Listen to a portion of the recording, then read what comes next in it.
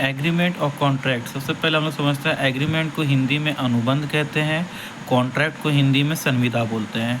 देखिए दोस्तों, एग्रीमेंट का मतलब होता है कि जब दो लोग या दो से अधिक लोग आपस में सहमति रखते हैं किसी भी एक काम को करने के लिए और उस पर एक नॉर्मल एग्रीमेंट कर लेते हैं, लेकिन उसको इन्फोर्सिएबल बाय लॉ नहीं करते हैं, तो ये एग्रीमेंट हो गया। अब कॉन्ट्रैक्ट क्या होता है? इन्फोर्सिएबल बाय लॉ, उसको हम कॉन्ट्रैक्ट कहते हैं।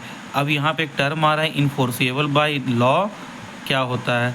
तो इन्फोर्सिएबल बाय लॉ का मतलब होता है कि मतलब कोर्ट से वैलिडेट करना। मतलब कि अगर किसी ने कॉन्ट्रैक्ट बनाया, मतलब एग्रीमेंट बनाया, एग्रीमेंट को कोर्ट गया और कोर्ट में जाने के बाद वहाँ पे स्टैम्प और मोहर लगवाया, उसको हम कह देंगे एग्रीमेंट, उसको कह देंगे कॉन्ट्रैक्ट। लेकिन अगर ये काम नहीं किया तो ये हो जाएगा एग्रीमेंट।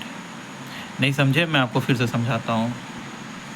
देखिए दोस्तों, ए एक पर्सन है और बी एक पर्सन है, दोनों आपस में मिलके एक एग्रीमेंट बनाया और एग्रीमेंट मतलब कि एक रोड बनाना होगा, उस पर उन लोगों ने बात किया होगा कि हाँ भाई हम ईंटा लाएंगे, आप छर्री लाएंगे, या जो भी पैसा हम दोनों बांट के करके ये काम कर देंगे रोड का, ठीक है। उन्होंने एक एग्रीमेंट बनाया, लेकिन इस एग्रीमेंट को कोर्ट जाके उस पर स्टैम्प, मोहर और सिग्नेचर मजिस्ट्रेट का नहीं किया, तो ये इन्फोर्सिएबल बाय लॉ। अगर ए और बी इन दोनों से कोई एक दूसरे को मतलब कि एग्रीमेंट को तोड़ देता है, तो ये ना ये जा सकता है कोर्ट, ना ये जा सकता है।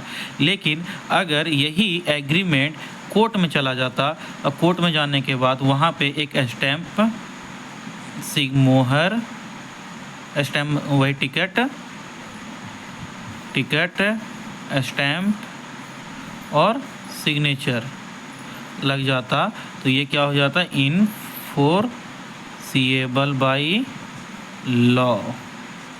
अब अगर इन दोनों में से कोई भी ब्रीच करता है इस एग्रीमेंट को, तो ये दोनों जा सकते थे कोर्ट, इन दोनों से कोई भी। तो आई होप फ्रेंड्स कि आप लोगों को समझ में आया हो, और वीडियो के लिए लाइक सब्सक्राइब जरूर करिएगा।